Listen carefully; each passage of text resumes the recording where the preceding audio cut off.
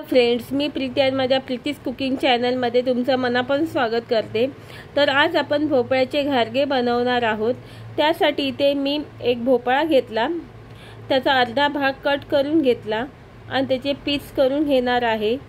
तर इथे मी दोन प्रकारचे घारगे बनवणार आहे, एक गोड आणि एक तिखट। तर आता अशा प्रकारे भोपळा कट करून घेतला आणि आता कुकरला 2-3 शिट्या देऊन शिजवून घेणार आहे।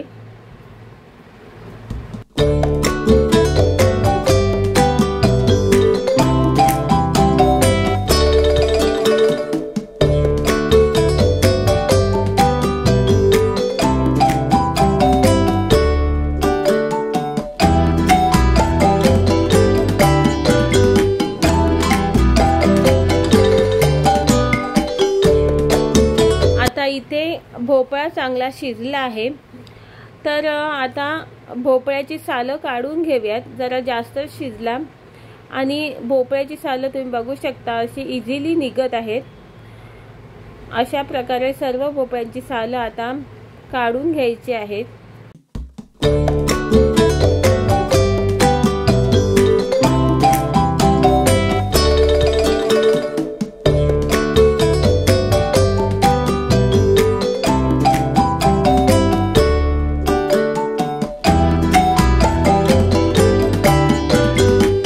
तर इथे मी सर्व भोपळ्यांची सालं काढून घेतली आहे, त्यांना चांगला स्मॅश करून घेतला आहे। तर आता आपण तिखट घारग्यांसाठी इथे मी मिक्सरच्या भांड्यात 3 मिरच्या घेतल्या, 7-8 लसूणच्या पाकळ्या घेतल्या, थोडंसं जिरं घेतलं आणि थोडेसे धने घेतले आणि हे आता मिक्सरला ओबडधोबड वाटून घेणार आहे। तुम्ही बघू शकता इथे अशा प्रकारे वाटून घेतलं।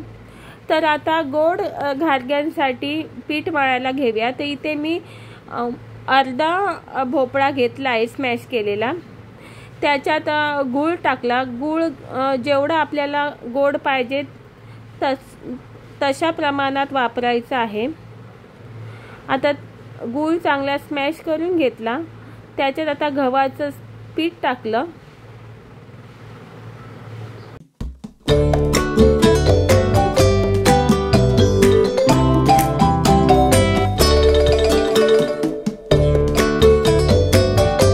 गव्हाचं पीठ टाकल्या, चवीनुसार मीठ टाकलं आणि छान असं मिक्स करून मळून घेणार आहे। असं चांगलं मळून घ्यायचं आहे।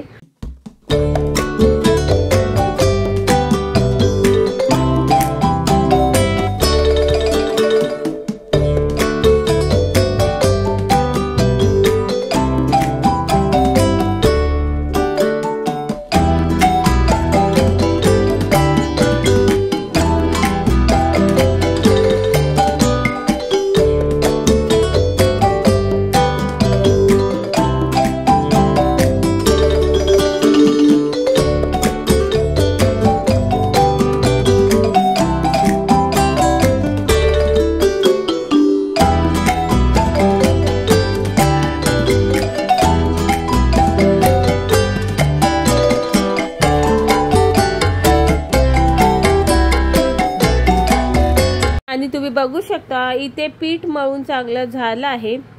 छान असं पीठ मळून घ्यायचं आहे। तर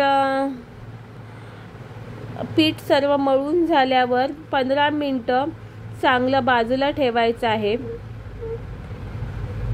तुम्ही बघू शकता इथे मी इथे 15 मिनिटं पीठ साईडला ठेवणार आहे। आता दुसऱ्या तिखट घारग्यांसाठी पीठ मळून घेऊया। तर इथे मी भोपळा घेतला, जो उरलेला साईडला ठेवला होता तो, त्याच्यात आता जो आपण मिक्सरला ठेचा वाटून घेतला होता ना तो टाकला।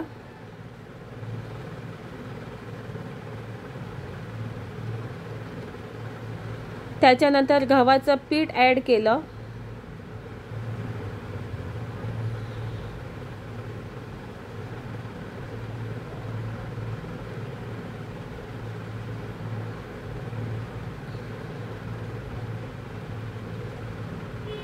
त्याच्यानंतर लाल मसाला टाकला। जेवढा तिखट पाहिजे तेवढा आपण कमी जास्त करू शकतो। थोडीशी हळद टाकली, चवीनुसार मीठ टाकलं आणि छान असं पीठ मळून घ्यायचं आहे। आता छान असं पीठ मळून घेणार आहे। आता याच्यात मी 2 छोटे चमचे दही टाकणार आहे।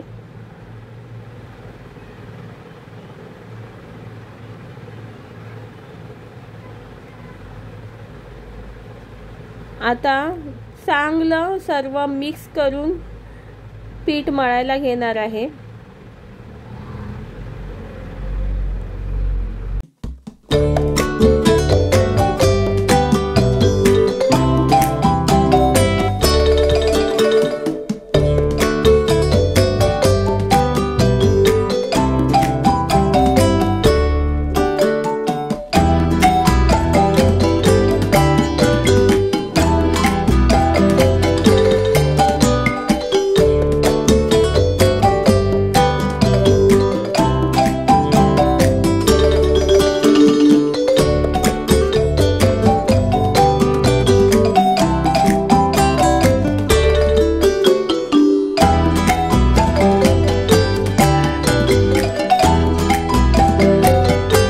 तुम्ही बघू शकता हे पण पीठ असं चांगलं मी मळून घेतलं आहे।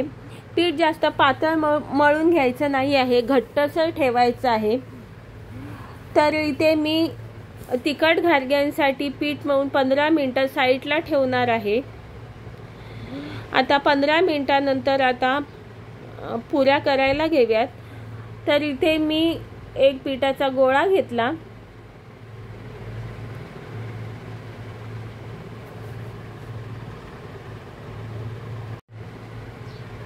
आणि त्याची चपाती बनवून घेतली, चपाती सारखं लाटून घेतलं।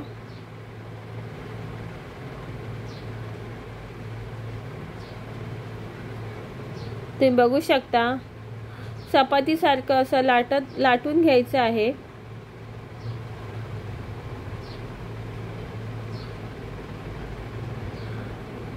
आणि इथे मी 2 पुऱ्या करून घेतल्या। पुऱ्या करण्यासाठी इथे मी झाकणचा वापर केला आहे।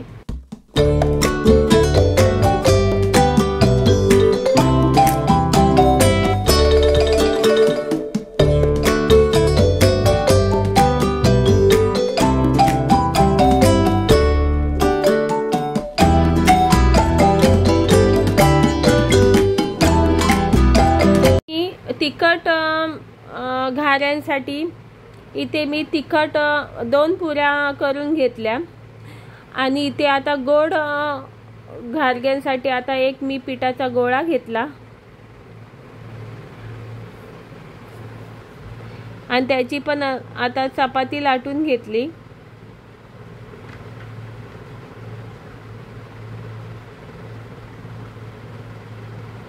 अशा प्रकारे चपाती लाटून घेतली।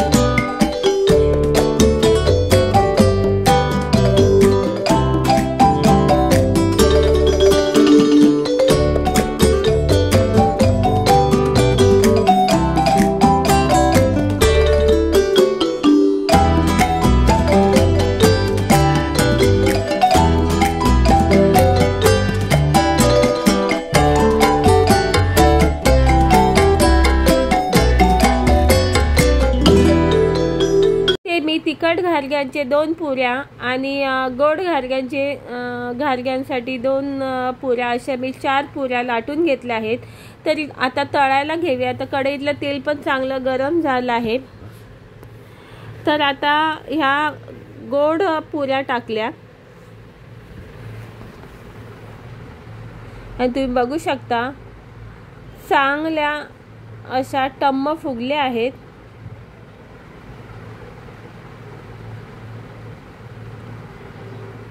तर आता ही दुसरी पण टाकली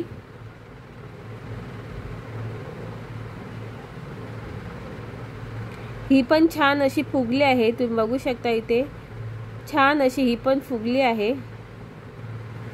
तर इथे मी आता गोड पुऱ्या तळून घेतल्या।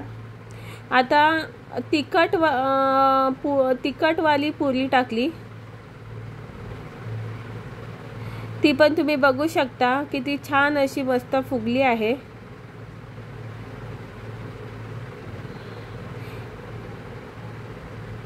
आता दुसरी पण टाकून घेऊयात। इथे मी तुम्हाला दाखवण्यासाठी इथे गोड आणि तिखट पुऱ्यांमधले दोन दोन असे करून घेतल्या आणि ही पण तुम्ही बघू शकता, ही पण चांगली टम्म अशी फुगली आहे।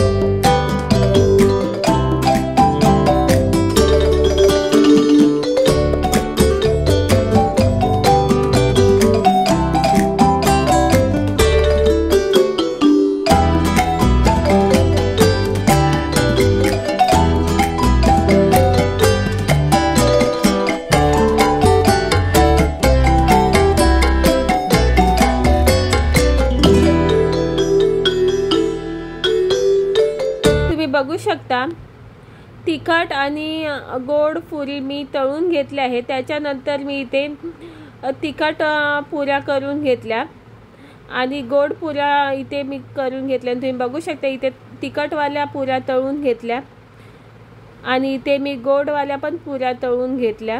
व्हिडिओ आवडल्यास लाईक, शेअर आणि सबस्क्राईब करा। Bye bye.